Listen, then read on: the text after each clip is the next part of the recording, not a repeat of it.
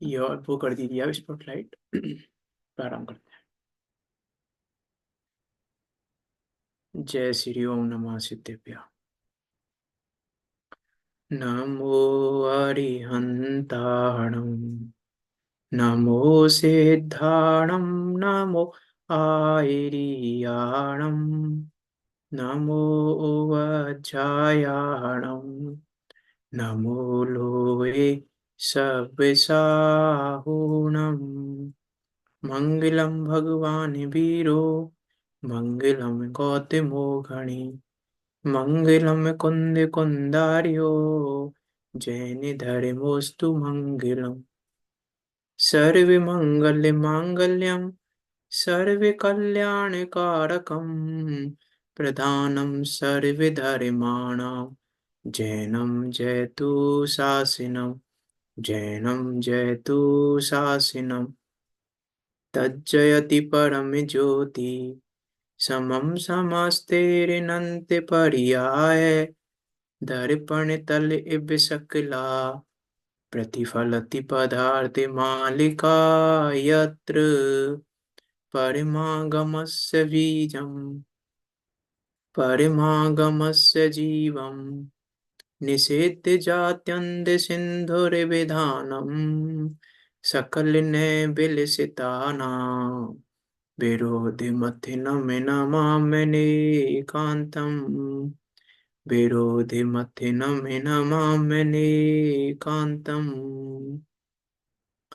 उत्तमे क्षमादिक धर्मे आत्म का सहज निज भाव है सुख शांति का है हेतु जग में मुक्ति का सुपाव है मूल सम्यक दर्श निज में लीनता में ये धर्म बंधु सुभाओ भावना हो पूर्ण दस लक्षण धर्म हो पूर्ण दस लक्षण धर्म।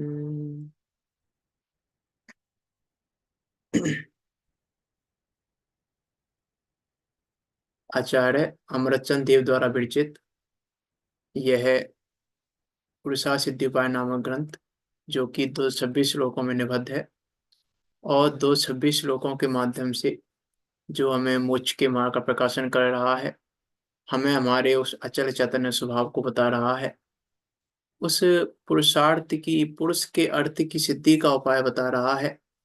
ऐसा यह अद्भुत व अनुपम ग्रंथ, इस पर हमारी चर्चा चल रही है। आचार्य अमरचंद देव क्या कहना चाह रहे हैं, किस प्रकार से कहना चाह रहे हैं, उन सब बातों पर यहाँ विचार कर रहे हैं। सम्यक ज्ञान अधिकार चल रहा है। सम्यक दर्शन अंगीकार करने के बाद किस प्रकार से सम्यक ज्ञान का सेवन करना चाहिए, ये बात यहाँ आचार्य अमरचंद देव बता रहे हैं। 31 और 32 नंबर का श्लोक पढ़ते हैं इसको। इत्याश्रित सम्यक्त्वा सम्यक् ज्ञानं निरुपयत्नेन आम्नाय योक्ति योगे समुपास्यं नित्यमात्महिते प्रखराराधनमिष्टं दर्शन सहभाविनोऽपि बोधस्य लक्षण भेदेन यतो नानात्वं संभवति नययो। क्या कह रहे हैं?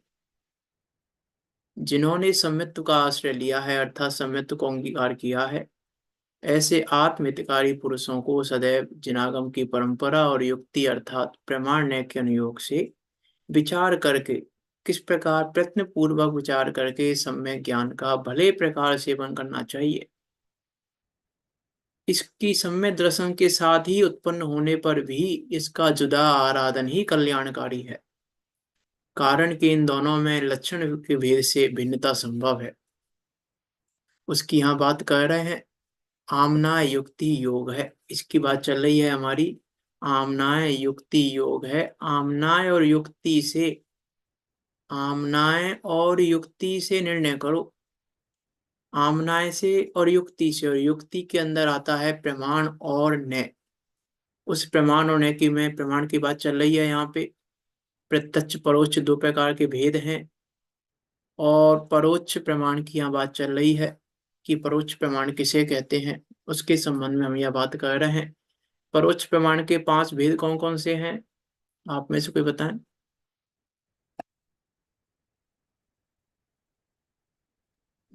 स्मृति, प्रत्यभिज्ञान, तर्क, अनुमान और आगम। ठीक, बिल्कुल सही है। स्मृति, प्रत्यब्धि ज्ञान, तर्क, अनुमान और आगम। इसमें हमने स्मृति की चर्चा कर ली और प्रत्यब्धि ज्ञान की चर्चा कर ली। कि स्मृति की चर्चा कर ही ली हमने काफी स्मृति में, और आप विचार करना। प्रत्यब्धि ज्ञान की चर्चा भी हमने कल कर ली। प्रत्यब्धि ज्ञान के 5 भेद कौन कौन से हैं। एकत्व, वहिका, एकत्व, सादृश्य, विसादृश्य, प्रतियोगी और सामान्य। हाँ, एकत्व, सादृश्यपना, विसादृश्यपना, सादृश्य का विपरीत जस्ट, विसादृश्य, प्रतियोगी, कंपेरिजन और सामान्यपना। ये 5 प्रत्यब्धि ज्ञान है, और ये पांचों ही प्रत्यब्धि ज्ञान एक गायक को बताते हैं। पांचों ही प्रत्यब्धि ज्ञान, पांचों की पांचों प्रत्यब्धि ज्ञान एक गायक भाव को बताने के लिए है।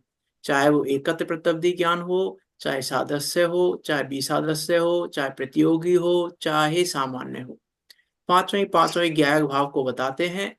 लेकिन बताने का तरीका पांचों का अलग है। बताते पांचों गायक भाव को ही हैं, लेकिन पांचों के बताने का तरीका अलग है। एक तो एज इट इज बताता है एकत्व के पने से, एक किसी से कंपेरिजन, एक किसी से जैसा बताता है इसके जैसा है, एक बताता है कि ऐसा नहीं है, एक कंपेरिजन करके बता रहा है, और एक सामान्य पने को बता रहा है कि सामान्य गायक ही है।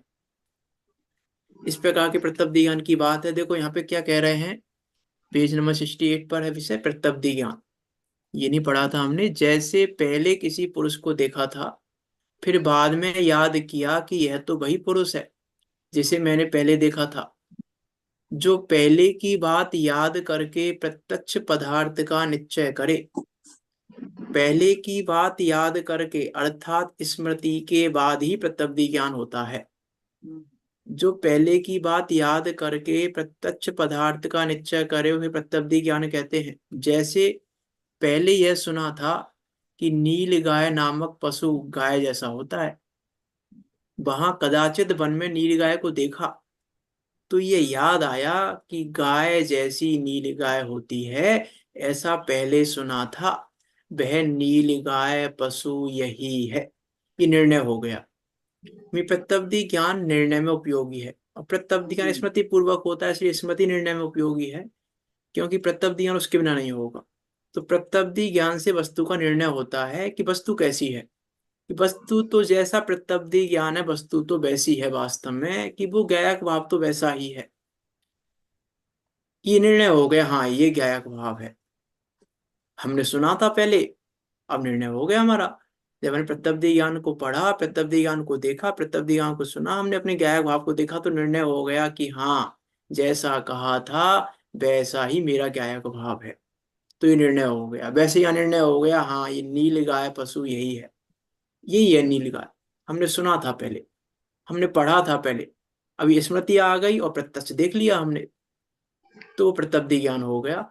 देखो जगत में भी हम चाहे प्रत्यब्धि ज्ञान नहीं जानते या जितना भी जानते हैं, लेकिन जगत में हम सारा काम प्रत्यब्धि ज्ञान से ही करते हैं। बिना प्रत्यब्धि ज्ञान के कोई काम नहीं करते हम। जितना भी जगत में एग्जाम्पल दिया, छतरी का एग्जाम्पल दिया, जैसे कुछ भी लगा लेना आप, सारा की सारा हम प्रत्यब्धि ज्ञान से करते हैं। बस अंतर कहाँ है कि हम प्रत्यब्धि ज्ञान का उपयोग कर रहे हैं कि दुरुपयोग कर रहे हैं। दुरुपयोग करोगे तो कुमति कुश्रुत में जाएगा, और सदुपयोग करोगे तो सुमति सुश्रुत ज्ञान में बनेगा वो जाएगा। तो उस उपयोग कर रहे हैं कि दुरुपयोग कर रहे हैं, उसके ऊपर डिपेंड करता है। तो ये प्रत्यब्धि ज्ञान का विषय। तीसरे पर चलते हैं हम, तर्क। तर्क के बहुत सारे नाम मिलते हैं। तत्वासूत में तर्क नाम नहीं आया है, तत्वासूत में नाम आया है चिंता। चिंता शब्द का प्रयोग किया है वहां पे। चिंता भी कहते हैं, तर्क भी कहते हैं, चिंतन भी कह सकते हैं, व्याप्ति का ज्ञान, क्यों व्याप्ति के ज्ञान को तर्क कहते हैं तो व्याप्ति का ज्ञान भी कह सकते हैं, उसको लॉजिक भी कह सकते हैं। तर्क अर्थात क्या है? लॉजिक। अर्थात स्मृति प्रत्यब्धि ज्ञान भी हो लेकिन तर्क ना हो तो निर्णय नहीं कर पाएंगे हम। देखो तर्क होगा, देखो ये जो 5 भेद हैं वो किसके हैं? सम्यक ज्ञान के भेद हैं। हम सम्यक ज्ञान के भेद पढ़ रहे हैं। अर्थात तर्क से सम्यक दर्शन होता है और कुतर्क से मिथ्यात्व होता है। तर्क होगा तो सम्यक दर्शन होगा, तर्क होगा तो सब काम चलेगा, यदि तर्क नहीं होगा तो काम नहीं चलेगा। कि तर्क किसे कहते हैं? कि व्याप्ति के ज्ञान को तर्क कहते हैं, इसके बिना यह नहीं, इसे व्याप्ति कहते हैं। व्याप्ति तो पता है आप सबको, व्याप्ति किसे कहते हैं। जिस तरह अग्नि के बिना धुआं नहीं होता, आत्मा के बिना चेतना नहीं होती, इस व्याप्ति के ज्ञान को ही तर्क कहते हैं। कि व्याप्ति का ज्ञान होना चाहिए, व्याप्ति का ज्ञान होना चाहिए अर्थात तर्क होना चाहिए। कि तर्क होना चाहिए, व्याप्ति का ज्ञान होना चाहिए। यदि व्याप्ति का ज्ञान नहीं होगा हमें तो हम वस्तु स्वरूप का निर्णय नहीं कर पाएंगे कि व्याप्ति क्या है, किस प्रकार से है, वो व्याप्ति क्या निर्णय होगा तो फिर हम निर्णय कर पाएंगे। तर्क होगा हमारे पास। तर्क क्या है? कि व्याप्ति का ज्ञान। कि भाई व्याप्ति का ज्ञान क्या है तो बहुत सरल शब्द है कि व्यापक भाव का ज्ञान, उसका नाम तर्क है। कि लेकिन नहीं, लेकिन हम तर्क करते हैं कि नहीं, हमारे पास तर्क है कि नहीं, हमें निर्णय करना है हमारे पास तर्क है कि नहीं। हम निर्णय कैसे करते हैं? हम निर्णय ऐसे करते हैं, यदि मैं आपसे पूछूं कि मैं शुद्धात्मा हूं कि नहीं हूं, मैं शुद्धात्मा हूं ऐसा आपने कहां से जाना? कहां से जाना आपने कि शुद्धात्मा हूं मैं? आगम से। इस समय सार में लिखा है कि मैं शुद्धात्मा हूं। आगम ये से। आपका तर्क झूठा है, ये आपका तर्क झूठा है, इसलिए निर्णय नहीं हुआ हमें। तर्क झूठा क्यों है? कि अरे मेरा शुद्धात्मा समय सार में व्यापक नहीं है, मेरा शुद्धात्मा ग्रंथ में व्यापक नहीं है। फिर इधर से बोलो मैं शुद्धात्मा हूं कि नहीं। समय सार में कहा तो है, शुद्ध ने से कहा तो है, ये तर्क गलत है हमारे। हाँ, शुद्ध ने से तो मैं ऐसा हूं कि शुद्ध ने से ऐसा हूं कि मैं ऐसा हूं, इसलिए शुद्ध ने ऐसा कहता है। मालूम तो हमको आगम से ही पढ़ा है ना। अरे मालूम पड़ा है आगम से, लेकिन तर्क करो, ये तो स्मृति प्रत्यब्धि ज्ञान का विषय बन गया। हाँ। ये तो आपने जिनवाणी से पढ़ा ना, जिनवाणी से पढ़ा, ये तो स्मृति प्रत्यब्धि ज्ञान का विषय हो गया। अब तर्क करो। तीसरे नंबर निर्णय है ना, निर्णय। स्मृति प्रत्यब्धि ज्ञान का विषय स्मृति में है हमारी में, हमें याद आ जाता है जब हम जिनवाणी पढ़ते हैं तो हमें याद आता है हमारा ज्ञायक भाव। हम जिनवाणी पढ़ते हैं तो पता चलता है हमको कि हमें ज्ञायक हो। ये तो स्मृति प्रत्यब्धि ज्ञान का विषय हो गया। अब हम स्मृति प्रत्यब्धि ज्ञान से आगे जा रहे हैं निर्णय के लिए। निर्णय करना है हमको, तो निर्णय करना है तो स्मृति प्रत्यब्धि ज्ञान के बाद तर्क है। अब निर्णय तर्क से करो। हम निर्णय निर्णय क्यों नहीं हो रहा हमको? हमको क्या लगता है कि हाँ शुद्ध न से तो मैं शुद्ध हूँ, कि शुद्ध न से मैं शुद्ध हूँ, कि मैं शुद्ध हूँ इसलिए शुद्ध ने ऐसा कहता है शुद्ध हूँ मैं। कि शुद्ध न से मैं शुद्ध हूँ, कि मैं शुद्ध हूँ इसलिए शुद्ध ने ऐसा कहता है। अब हमारा तर्क क्या है? शुद्ध न से शुद्ध हूँ मैं। ये तर्क गलत है हमारा। मैं शुद्ध ही हूँ। मैं शुद्ध न से शुद्ध नहीं हूँ, शुद्ध मैं ही। शुद्ध हूँ इसलिए शुद्ध ने मुझे शुद्ध कहता है। हम्म। विचार करके देखें हमारा तर्क कैसा है। कि तुम कौन हो? कि समय सारजी में से मुझे भगवान कहा है। कि समय सारजी में भगवान कहा है कि तुम भगवान हो इसलिए समय सारजी में कहा है। हाँ, हम कहाँ से, हम बात कहाँ से करते हैं? हमारा हमारे माइंड में क्या है? हाँ, समय सारजी में मुझे भगवान आत्मा कहा है। हाँ, समय सारजी में मुझे चिन्मात्र चैतन्य चिंतामणि कहा है। कि समय सारजी में कहा इसलिए तुम हो। समय सारजी मुझे भगवान कहा इसलिए मैं भगवान हूँ। कि समय सारजी मुझे चैतन्य चिंतामणि कहा इसलिए मैं चैतन्य चिंतामणि हूँ। कि नहीं, मैं हूं इसलिए समय सार ऐसा कह रहा है। कहा है। समय सार से हम निर्णय इसलिए नहीं कर पा रहे। हाँ, लिखा तो है जिनवाणी में। कि जिनवाणी में लिखा है। अब हाँ, अब देखो, लगता तो नहीं हमें शुद्धात्मा है हम, लेकिन अब जिनवाणी कह रही है तो मानना तो पड़ेगा हमें। जिनवाणी कह रही है शुद्धात्मा, कि ये निर्णय करो पहले, जिनवाणी कह रही है, जिनवाणी कहने से हम शुद्धात्मा बनते हैं कि शुद्धात्मा है तो जिनवाणी कहती है। विचार करके देखें हम, व्याप्ति का ज्ञान कहाँ पर है। ये तो ऐसी बात हो गई कि हाँ, उस पुस्तक में लिखा तो है शक्कर डालने से दूध मीठा होता है, तो पुस्तक में लिखा है ऐसे शक्कर डालने से दूध मीठा होता है, कि शक्कर डालने से दूध मीठा होता है इसलिए पुस्तक में लिखा है हम्म कि शक्कर में डालने से दूध मीठा होता है। ये आपने कहाँ से जाना? अब जैसे आपने कहा ना, हमने जिनवाणी से जाना है कि शक्कर डालने से दूध मीठा होता है, ये आपने कहाँ से जाना? कि हमने पुस्तक में पढ़ा है। तो ये आपका तर्क नहीं है, निर्णय नहीं है ये आपका। तर्क का अर्थ है निर्णय। ये हम्म निर्णय नहीं है आपका। निर्णय कब होगा? जब आप कहोगे मुझे पुस्तक की जरूरत नहीं है, मुझे भरोसा है, मुझे पता है शक्कर से दूध मीठा ही होता है। पुस्तक में क्या? अब यदि पुस्तक ऐसा भी कहे कि शक्कर डालने से दूध मीठा नहीं होता तो भी मैं नहीं मानूंगा, क्योंकि मैंने तर्क से निर्णय किया है। मेरे पास तर्क है, हम्म मेरे पास तर्क है। इसलिए हम जिनवाणी से, देखो, जिनवाणी के अनुसार स्मृति प्रत्यब्धि ज्ञान का विषय बना के तर्क करो, लेकिन उसके बाद व्याप्ति का ज्ञान तो करो। हम व्याप्ति का ज्ञान नहीं कर रहे। क्यों? जिनवाणी में लिखा है कि सिद्ध चक्र का पाठ करने से श्रीपाल के कुष्ठ रोग दूर हो गया। तो जिनवाणी में लिखा है, जिनवाणी में आता है श्रीपाल चरित्र चरित्र में कि सिद्ध चक्र का पाठ किया उन्होंने। सिद्ध चक्र का पाठ करो दिन 8, ठाठ से प्राणी, और श्रीपाल जी का कुष्ठ रोग दूर हो गया। सही है कि गलत है? आगम तो कह रहा है।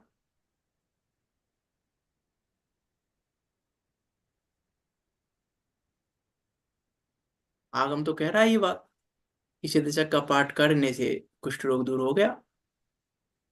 लेकिन यदि हमने ये मान लिया तो हमारा तर्क गलत है। क्यों? तर्क क्यों गलत है? इसमें क्या परेशानी है? तर्क कैसे गलत है? ये हमारा तर्क, सिद्ध चक्र का पाठ करने से कुष्ठ रोग दूर हो गया, इसमें क्या गलत है? कि पहले ये बताओ कि कुष्ठ रोग में और सिद्ध चक्र में व्यापक व्यापक संबंध है कि नहीं? नहीं है। व्याप्ति है कि नहीं पहले तो? यदि व्याप्ति है तो हम कहेंगे तर्क सही है। ये व्याप्ति नहीं है तो हम तो नहीं कह सकते कि सिद्ध चक्र का पाठ करने से कुष्ठ रोग सही हुआ। निर्णय करना है मुझे कि कुष्ठ रोग, अब मुझे निर्णय करना है कि कुष्ठ रोग दूर कैसे हुआ। अब जिनवाणी तो कह रही है सिद्ध चक्र का पाठ करने से, लेकिन व्याप्ति का ज्ञान करो कि सिद्ध चक्र के पाठ में और कुष्ठ रोग में व्याप्ति है कि नहीं। बहुत सारे प्रथमान योग के बहुत सारे उदाहरण मिल जाएंगे, बहुत सारी बातें मिल जाएंगी। उन सब पे हम विचार करके देखें। मात्र प्रथमान योग पे नहीं, हर जी के विचार करके देखें कि हम क्या कर रहे हैं। हम जिनवाणी किस लिए सुनते हैं? ये सुखी होने के लिए। सही बात है कि गलत बात है? विचार करके देखो, हमारे हमारे निर्णय विपरीत हैं कि सम्यक हैं। जिनवाणी किस लिए सुनते हैं? सुखी होने के लिए। हम तो सुख स्वरूप ही है, जनमन जगाती है। स्वरूप ही है हम तो। तो जिनवाणी किस लिए सुनते हैं? याद दिलाती है जनमानी। अरे, जिनवाणी सुनते हैं तर्क के लिए। तर्क अर्थात निर्णय के लिए। सुखी होने के लिए नहीं सुनते जिनवाणी हम, निर्णय करने के लिए। क्योंकि सुख स्वरूप में हूं, इसका निर्णय करने के लिए। सुखी होने के लिए जिनवाणी सुनते हैं। तर्क लगाओ पहले, हम्म मेरा सुख जिनवाणी में व्याप्त है कि नहीं है? मेरा सुख जिनवाणी में व्याप्त है या मेरा नहीं। सुख सुनने में व्याप्त है? व्याप्ति का ज्ञान करो पहले। तर्क तब होगा। हम, यदि जिनवाणी सामने है और हम कुछ कह रहे हैं, जिनवाणी सामने हम कुछ कह रहे हैं, तो ये तर्क नहीं है सही। पहले व्याप्ति का ज्ञान करो। व्याप्ति का ज्ञान करो पहले कि व्याप्ति है कहाँ पे। व्याप्ति का ज्ञान नहीं है। ये तो मैं एग्जांपल दे रहा हूँ। हम डेली रूटीन में हम तर्क लगाते हैं कि नहीं लगाते? हम कितना तर्क लगाते हैं? हम कितना व्याप्ति का ज्ञान करते हैं? अब तर्क तर्क करना है। अब तर्क करने में निरुक्त्य यत्नेन समुपास्यम होगा। निरुपय यत्नेन समुपास्यम नहीं होगा तो तर्क नहीं हो पाएगा, तर्क नहीं हो पाएगा तो निर्णय नहीं हो पाएगा, और निर्णय बिना तो कुछ भी काम नहीं होगा। निर्णय में उपयोग लगाना यह पहला पुरुषार्थ है, और ये निर्णय तर्क से होगा, और तर्क होना चाहिए, कुतर्क नहीं होना चाहिए। क्यों? कुतर्क क्या होता है? व्याप्ति के ज्ञान के बाहर जितना भी कुछ है वो सब कुतर्क है। यदि व्याप्ति के ज्ञान के बाहर गए तो जितना भी तर्क आप लगा रहे हो वो सब कुतर्क है। क्यों? क्योंकि तर्क तो व्याप्ति के ज्ञान को कहते हैं। अब ये कुतर्क है हमारा कि अब जिनवाणी में तो लिखा है कि लिखा नहीं, निर्णय करो पहले, निर्णय करो तब तर्क होगा, बिना निर्णय के तर्क नहीं होगा। तर्क पूर्वक निर्णय और निर्णय पूर्वक तर्क, ये व्याप्ति है कि हम क्या कर रहे हैं, विचार करके देखें हम। नहीं, हमें देखो, ये तर्क नहीं है ना, कुतर्क है। हमें कुतर्क है इसीलिए मिथ्यात्व है। और मिथ्यात्व, अगणित तो छोड़ो, ग्रहित मिथ्यात्व है, इसके कारण तर्क नहीं है हमारे पास। हमारे पास कुतर्क बैठा हुआ है। जितने भी भय हैं ग्रहित मिथ्यात्व के, चाहे वो नजर उतारना हो, चाहे वो कुछ भी करना हो, वो सब किस लिए हैं? कि हमारे पास तर्क नहीं है, इसीलिए है। यदि तर्क होगा तो नहीं होंगे। अब तर्क लगाओ। अब हम तर्क नहीं लगाएंगे तो काम नहीं चलेगा। हमें निर्णय नहीं होगा इस बात का, नजर उतारे कि नहीं उतारे इसका निर्णय करने के लिए भी तर्क चाहिए, और तर्क के लिए व्याप्ति का ज्ञान चाहिए। व्याप्ति का ज्ञान होगा तो तर्क हो पाएगा, नहीं तो तर्क नहीं हो पाएगा। जिनवाणी पढ़ने से समय दर्शन होगा कि नहीं होगा?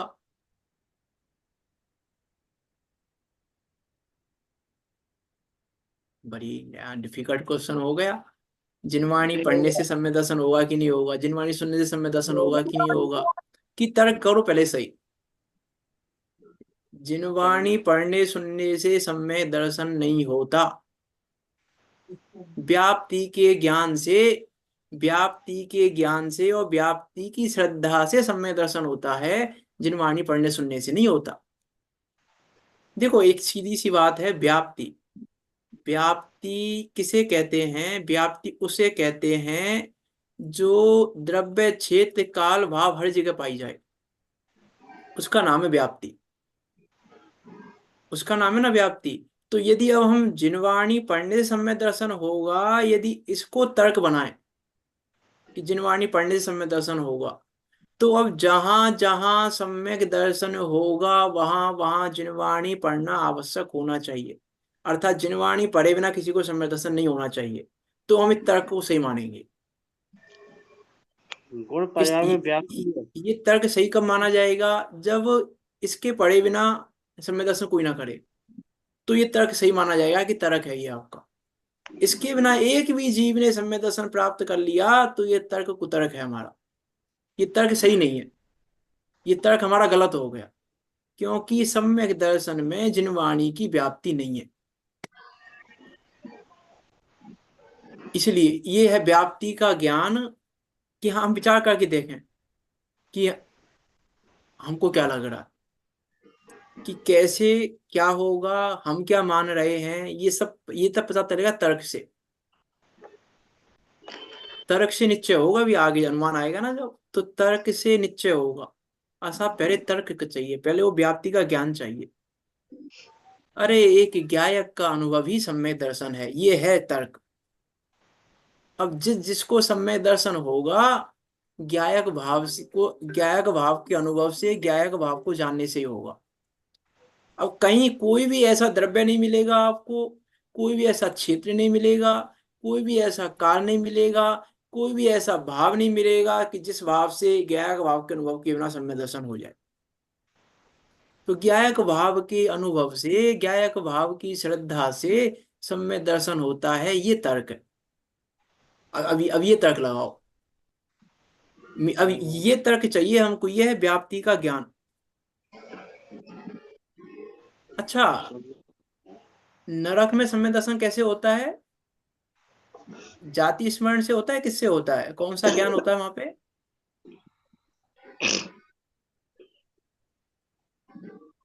नरक में जाति स्मरण होता है उनको, क्या होता है, सम्यक दर्शन कैसे होता है उनको? वेदना, हाँ वेदना से भी, जाति से भी।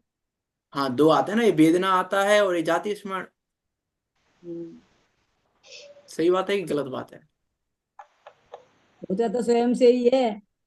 अब तर्क करो, अब तर्क लगाओ। यदि जाति स्मरण से सम्यक दर्शन होता है तो फिर हर किसी को जाति स्मरण से होना चाहिए।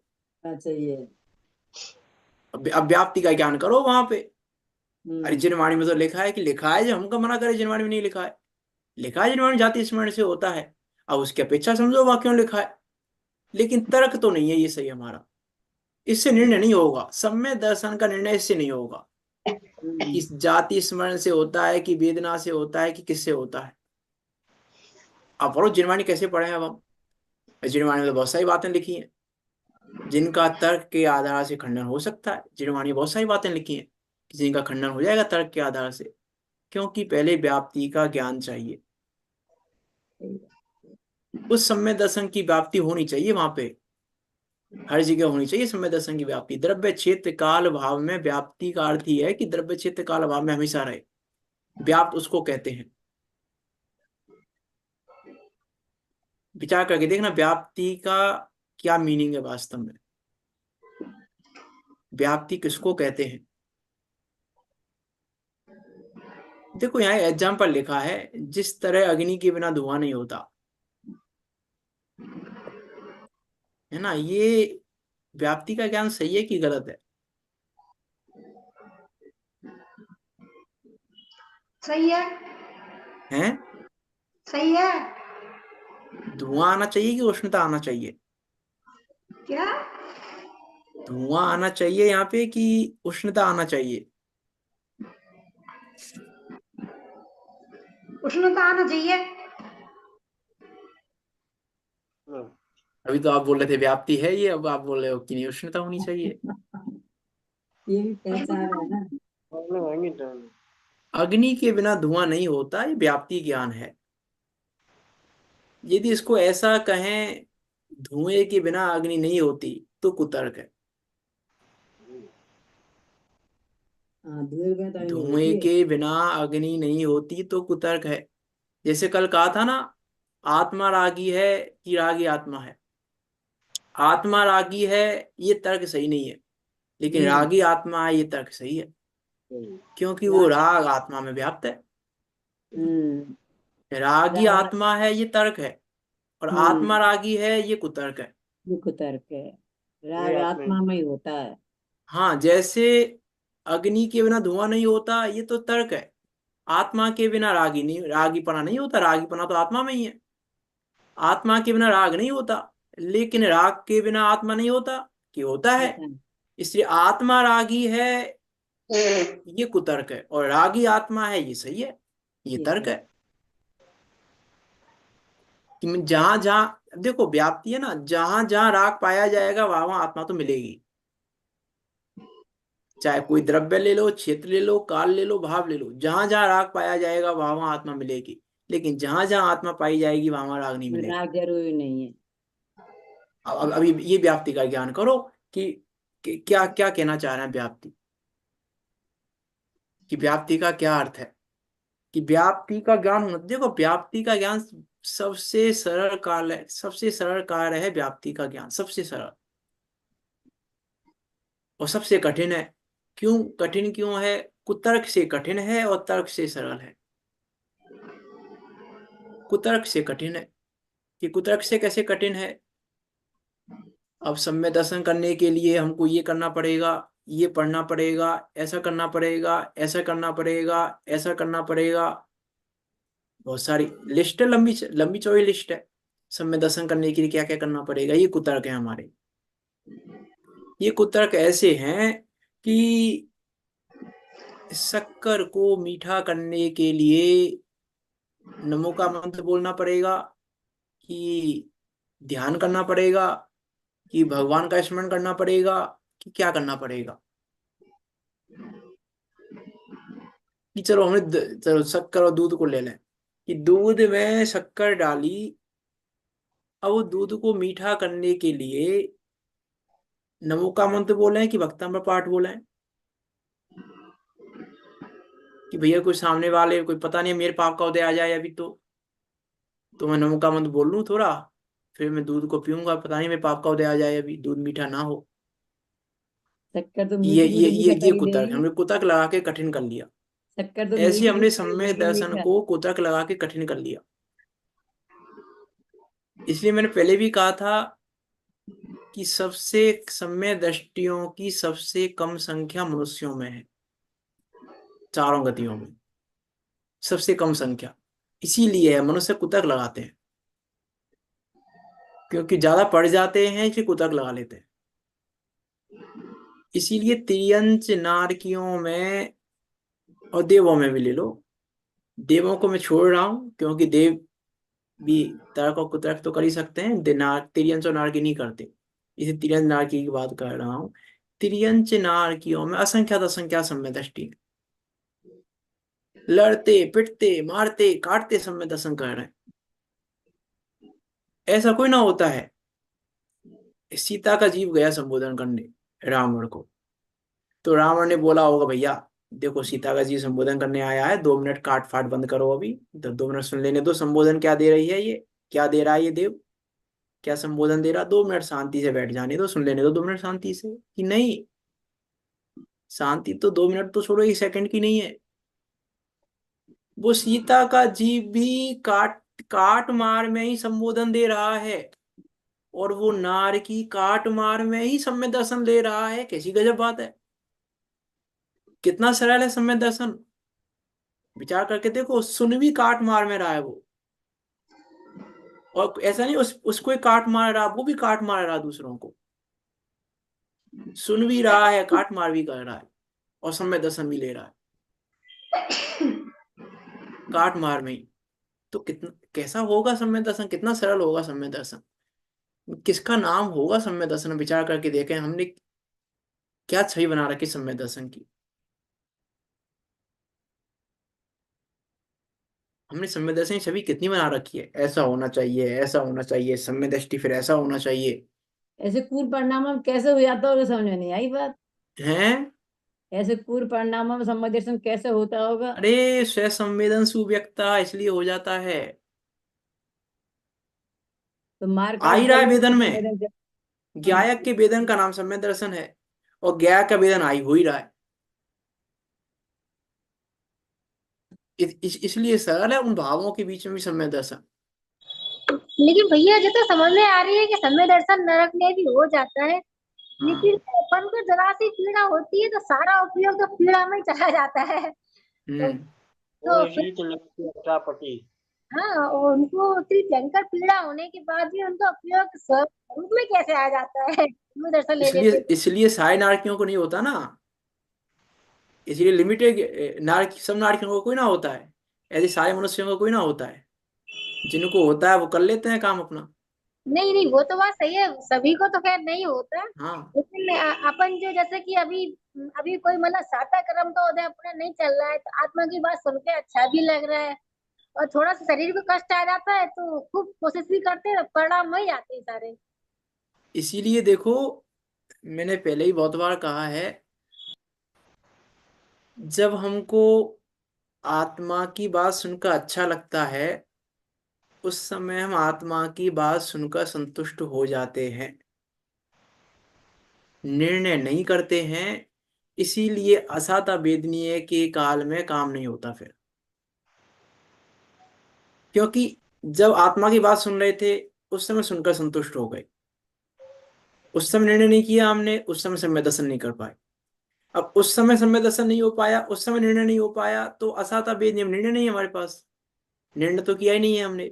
अब निर्णय नहीं किया है तो असाता वेदनीय के काल में तो फिर अब होगा ही दुख, लगेगा ही, निर्णय नहीं है तो। निर्णय के बिना तो दुख ही है, जब तक निर्णय नहीं होगा तब तक दुख होगा। इसीलिए आचार्य पूज्यपाद स्वामी ने, मैं इष्टोपदेश में भी रेफरेंस दिया था, समाधि तंत्र में कहा है अनुकूलताओं में प्रतिकूलताएं खड़ा करके तत्वाभ्यास कीजिए। अनुकूलताओं में प्रतिकूलताएं का वहां पे तो ऐसा लिखा है कि अनुकूलताओं में भाया गया तत्व ज्ञान प्रतिकूलताओं के समय विस्मृत हो जाता है। इसीलिए अनुकूलता के समय प्रतिकूलता का निर्णय करो। पहले फिर अनुकूलता प्रतिकूलता का निर्णय करो। अनुकूलता प्रतिकूलता है कहाँ पे? अरे अनुकूलता प्रतिकूलता से कुछ परेशानी हो रही है मुझे, ये तो कुतर्क है, क्योंकि व्याप्ति ही नहीं है अनुकूलता प्रतिकूलता की। तो अनुकूलता प्रतिकूलता की तो व्याप्ति नहीं है मेरे ज्ञायक भाव में। मैं तो वो वही का वही ज्ञायक हूँ, उसमें व्याप्ति नहीं है मेरे ज्ञायक भाव में। मेरे ज्ञायक भाव में व्याप्ति नहीं है अनुकूलता प्रतिकूलता की। अभी तो वास्तव में देखो, अनुकूलता प्रतिकूलता की बात आई है, अभी हमें ना अनुकूलता का पता है ना प्रतिकूलता का पता है। हम साता वेदनीय को अनुकूलता समझते हैं और असाता वेदनीय को प्रतिकूलता समझते हैं। है कि नहीं है ऐसा? साता वेदनीय अनुकूलता और असाता वेदनीय का उदय प्रतिकूलता। है कि नहीं?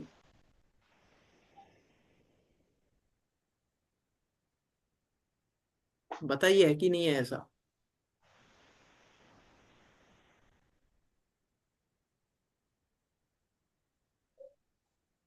जब तक आत्मा का वेदन नहीं है, जब तक ऐसा ही है। हम्म। जब तक आत्मा का स्वरूप का वेदन नहीं है, तब अरे तक तब तो तक भी नहीं है। अनुकूलता प्रतिकूलता का संबंध साता साता वेदनीय से है ही नहीं। ये व्याप्ति तो नहीं है। फिर कहे ना हम, ये तो चरणानी योग की भाषा कह लो, चरणानी योग की नहीं, कर्णानी योग की भाषा कह लो, या फिर उसको मिलिच भाषा कह लो। वास्तव में अनुकूलता प्रतिकूलता का संबंध साता साता वेदनीय से नहीं है। क्योंकि साता साता वेदनीय से अनुकूलता प्रतिकूलता का संबंध हो तो फिर प्रतिकूलता उनको भी होनी चाहिए, धर्मात्माओं को उपसर्ग के काल में। लेकिन उस समय भी उनके साता का उदय कहा जाता है। असाता असाता वेदनीय चल रही है, असाता वेदनीय चल रही है, उदय कहा जाता है साता का। इसीलिए मुनिराजों को ये तो बाहर समझाने के लिए कहा है। मुनिराजों को उपसर्ग हो रहा है तो उनको असाता वेदनीय का उदय, ये तो बाहर का उदय है। उनका तो साता का उदय चल रहा है उस समय भी। जो शास्त्रा वेदनी क्रम का उदय भी चल रहा है, तो हम आपसे पूछ रहे हैं कि जो वेदनी क्रम में जो ज्ञान को, जो वेदना का भी जो वेदना हो रही है, अनुभवन हो रहा है, यानी वेदनी हो रही है, जो वेदना हो रही है, तो अरे उसका वेदनीय का अर्थ वेदना नहीं है। वेदन कर। वेदनीय का मैं इसीलिए कह रहा हूं ना, हमने साता असाता वेदनीय से अनुकूलता प्रतिकूलता समझी हुई है। लेकिन अनुकूलता प्रतिकूलता का वास्तव में साता असाता वेदनीय से कोई संबंध नहीं है। कर्णानुयोग संबंध कहेगा, द्रव्यानुयोग संबंध नहीं कहता। द्रव्यानुयोग के हिसाब से अनुकूलता प्रतिकूलता का साता असाता वेदनीय से कोई संबंध नहीं है। क्यों? हमें हमें बुखार आया, हमें बुखार आया असाता वेदनीय के उदय से। अब उस समय हमें असाता है कि साता है?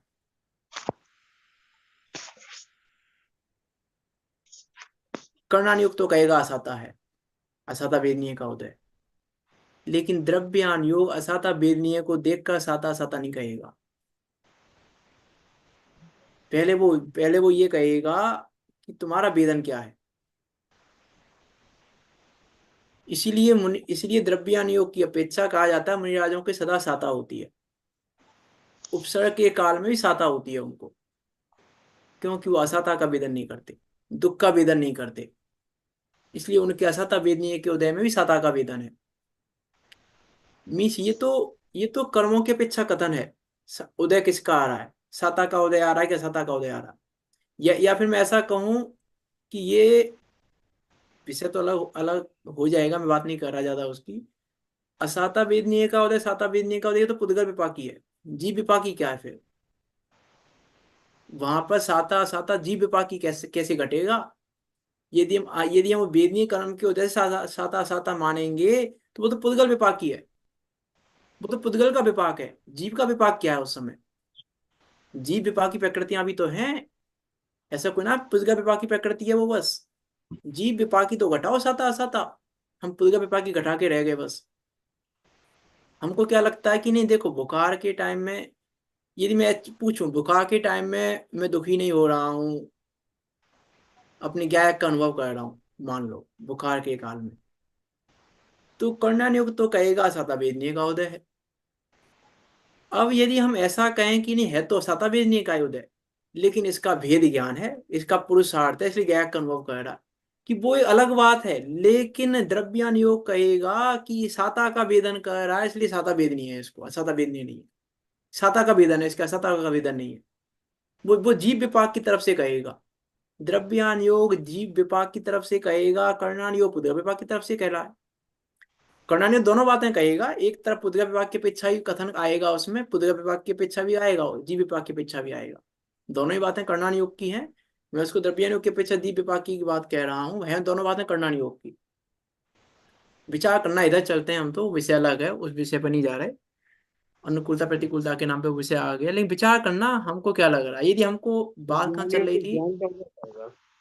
हाँ, जब ज्ञान योग तो ज्ञान का उदय कहेगा, साता साता का उदय कहेगा ही नहीं। मैंने इसलिए कहा ना कि वो भी है वास्तव में कर्णान योग का, इसलिए मैंने कहा ना कर्णान योग का ही है जीव विपाक भी। जीव विपाक भी कर्णान योग ही कहेगा, पुद्गल विपाक भी कर्णान योग ही कहेगा। लेकिन यहाँ भेद ज्ञान पूर्वक वो कह रहा है तो उसके साता वेदन कहा जाएगा, और भेद ज्ञान के बिना दुखी हो रहा है तो कहा जाएगा असाता वेदन है। तो ये असाता वेदन कर रहा है और असाता वेदनीय का उदय है, तो जीव विपाक और पुद्गल विपाक दोनों मिल गई, तो हमने कह दिया असाता वेदनीय दुखी है ये, इसका असाता वेदनीय का उदय है। तब कहा जाएगा असाता वेदनीय का उदय, वास्तव में परमार्थ से तो तब कहा जाएगा यथार्थ रूप में। विचार करना, इधर चलते हैं हम, तो बात चल रही थी सम्यक दर्शन की, कि सम्यक दर्शन करने के लिए क्या करना है, कि सम्यक दर्शन के लिए कुछ तो करना पड़ेगा, ये तर्क से बाहर है, ये तर्क के अंदर नहीं है। हम यदि हमको लग रहा है सम्यक दर्शन करने के लिए कुछ तो करना पड़ेगा, तो हम तर्क से बाहर हैं, तर्क के अंदर नहीं है। पहले सम्यक दर्शन होगा कहाँ से, पहले ये व्याप्ति करो कि सम्यक दर्शन की व्याप्ति है कहाँ से, सम्यक दर्शन की व्याप्ति है कहाँ से, और हम करना क्या चाह रहे हैं, हम क्या करके सम्यक दर्शन करना चाह रहे हैं। हम जिनवाणी पढ़कर सुन, बहुत सारी बातें हैं कि क्या क्या करके, कोई व्रत उपवास करके करना चाह रहा है, कोई चारित्र धारण करके करना चाह रहा है, कोई ज्ञान धारण करके करना चाह रहा है, कोई कुछ करके करना चाह रहा है, कोई कुछ करके करना चाह रहा है सम्यक दर्शन। लेकिन ये सारे तो तर्क से बाहर हैं, पहले तर्क के अंदर आना पड़ेगा। तर्क के बाहर से निर्णय नहीं होगा, पहले तर्क के अंदर आओ, तब तब निर्णय होगा, तब अनुमान पे जा पाओगे आप। पहले तर्क के अंदर रहना पड़ेगा हमको, ये तर्क के बाहर चल रहे हैं तो काम नहीं चलेगा। क्यों? शादी नहीं करने का नाम ब्रह्मचर्य है।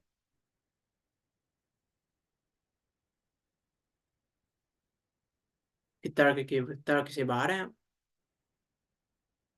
विचार कर। सील की, चलो शादी तो छोड़ो, सील की 9 बार पालन करने का नाम ब्रह्मचर्य है कि नहीं है, चलो।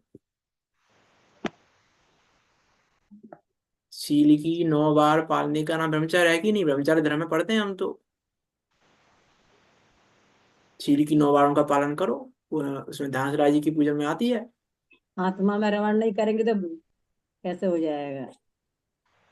आत्मा में आत्मा रमण में कर रहा है वो, तब बताओ, चलो आत्मा में रमण कर रहा है उस समय यदि मैं ये कहूँ सील की 9 बार पालन करने का नाम ब्रह्मचर्य है, तो है कि नहीं है। नहीं। हाँ, दोनों ही काम। अभी अभी अभी हम कुतर्क में जा रहे हैं।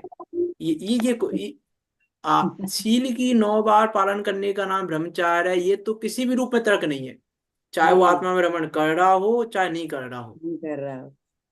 ये तो दोनों ही कंडीशन में तर्क से बाहर का कथन है, तर्क के अंदर का कथन नहीं है ये। सील की 9 बार पालन करने से ब्रह्मचार्य कहीं से भी नहीं है ये कथन, क्योंकि सील की 9 बारों की व्याप्ति नहीं है। ज्ञान व्याप्ति का ज्ञान करना, व्याप्ति के ज्ञान को तर्क कहते हैं। अब व्याप्ति का ज्ञान करना पड़ेगा हमें, और ये व्याप्ति का ज्ञान ही वास्तव में चिंतन है, इसका नाम है चिंतन। हमने पढ़ के समझ लिया, हमने पढ़ के जान लिया, आज हमने ये गाथा पढ़ी, हमने पढ़ लिया, क्या पढ़ लिया हमने? ये पढ़ लिया भैया, आत्मा कैसा है? अवध स्पष्ट है, अनन्य है, नियत है, अविशेष है, असंयुक्त है, हमने पढ़ लिया। हमने तो भैया बराबर, हमारा तो बराबर निर्णय है। पहले व्याप्ति के ज्ञान का निर्णय कर, पहले व्याप्ति के ज्ञान में घटाओ, पहले तो पहले तर्क करो तब निर्णय होगा। तर्क तो किया ही नहीं तुमने, निर्णय कहाँ से हो गया तुम्हारा? ये तो जिनवाणी पढ़ कर कह रहे हो, पहले तर्क करो। इसी मैंने कहा, तर्क से सम्यक दर्शन होता है, जिनवाणी पढ़ने सुनने से विचारने से नहीं होता, तर्क से होता है। इसलिए निरुप्य यत्नेन समुपास्यम करो, ये है तर्क। निरुप्य यत्नेन, प्रयत्न पूर्वक जैसे बने तैसे व्याप्ति का ज्ञान करो, व्याप्ति के ज्ञान का विचार करो, व्याप्ति के बाहर का विचार मत करो, व्याप्ति के बाहर का विचार नहीं करो।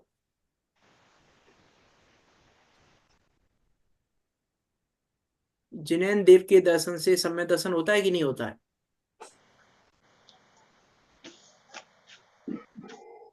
व्यवहार वचन है, हाँ, व्यवहार वचन है। मैं पूछा होता है नहीं होता है? नहीं होता। कि नहीं होता है? हमें तर्क की बात कर रहे हैं, व्याप्ति के ज्ञान की बात कर रहे हैं। वो सब ठीक है, हम बात नहीं, व्यवहार वगैरह हम उसकी बात नहीं कर रहे, क्या है क्या नहीं है, व्याप्ति है कि नहीं।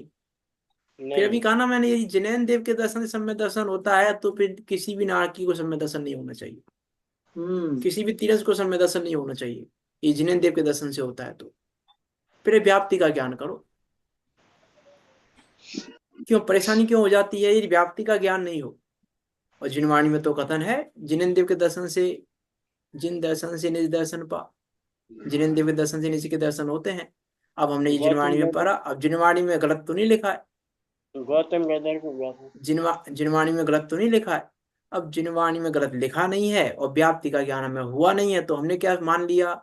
अब भैया जिनेन्द्र देव के दर्शन करो, डेली समय दर्शन हो जाएगा, क्योंकि जिनवाणी में गलत तो नहीं लिखा है। जिनेन्द्र देव के दर्शन से समय दर्शन होता है, बात तो सही है, फिर जिनवाणी गलत तो हो नहीं सकती, और व्याप्ति का ज्ञान हमें है नहीं, तो फिर हमने क्या मान लिया कि भैया ऐसा करो तो समय दर्शन हो जाएगा। अब हम जिनेन्द्र देव का दर्शन करने लग गए बस, तो भैया जिनेन्द्र देव के दर्शन के भरोसे हैं। अब हम जिनेन्द्र देव का दर्शन कर रहे हैं हम तो भैया डेली। अब जब काल लब्धि आएगी समय दर्शन हो जाएगा, क्योंकि जिनवाणी में लिखा है जिनेन्द्र देव के दर्शन करते रहो तुम तो, और जिनेन्द्र देव के दर्शन से समय दर्शन हो जाता है। अब हम तो कह रहे हैं, देखो हम तो कारण को कह रहे हैं, जिनवाणी में कारण कहा है समय दर्शन का, जिन दर्शन कारण है, हम तो कारण कह रहे हैं। अब कार्य जब होना होगा हो जाएगा, तो कितने एक साल में कार्य होगा? कितने साल में हो जाएगा कार्य, कि कभी नहीं होगा? कि कभी नहीं होगा कार्य? तो फिर हम वो कथन सुने कि नहीं सुने? फिर हम वो कथन सुने कि नहीं सुने? कि सुनो वो कथन, वो कथन सुनो। चरणानी योग का कथन है, वास्तव में तो सुभाषित कथन है, सुभाषित नीति है। वास्तव में तो दर्शन निज के दर्शन से होता है। जिनेन्द्र देव, अब देखो जिनेन्द्र देव के दर्शन से निज के दर्शन, ये सुभाषित नीति है वास्तव में। क्यों सुभाषित नीति है? अब जिनेन्द्र देव के दर्शन से निज के दर्शन होते हैं, यदि इस लाइन की यदि बात करें तो इस लाइन को सादृश्य प्रत्यब्धि ज्ञान के बल पे लिखा गया है। अब हम सादृश्य प्रत्यब्धि ज्ञान तो करें नहीं और जिनेन्द्र देव का दर्शन करते रहे, तो फिर उस लाइन से कुछ भी सिद्धि नहीं हो रही। सादृश्य प्रत्यब्धि ज्ञान में व्याप्ति है, वहां हम जिनेन्द्र देव का दर्शन नहीं कर रहे। हम मंदिर में किसके दर्शन करने जाते हैं? मंदिर में किसके दर्शन करने जाते हैं? निज के दर्शन करने जाते, निज के दर्शन करने। हाँ, कि सादृश्य प्रत्यब्धि ज्ञान व्याप्ति का ज्ञान है, सादृश्य प्रत्यब्धि ज्ञान।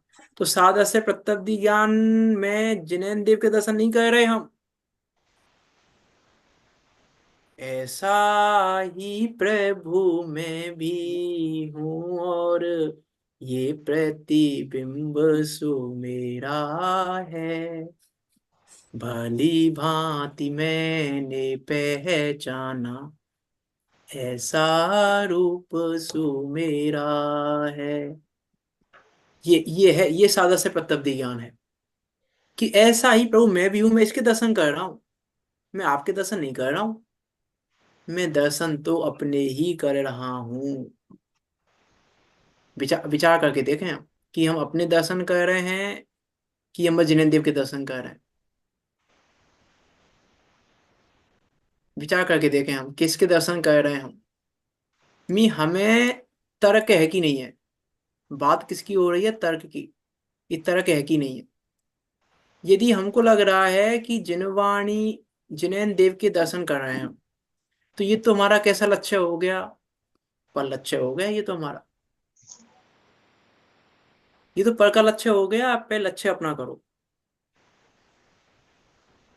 अभी कुछ दिनों पहले एक स्तुति लिखी थी मैंने, उसकी एक लाइन है जिनेन्द्र देव की स्तुति में,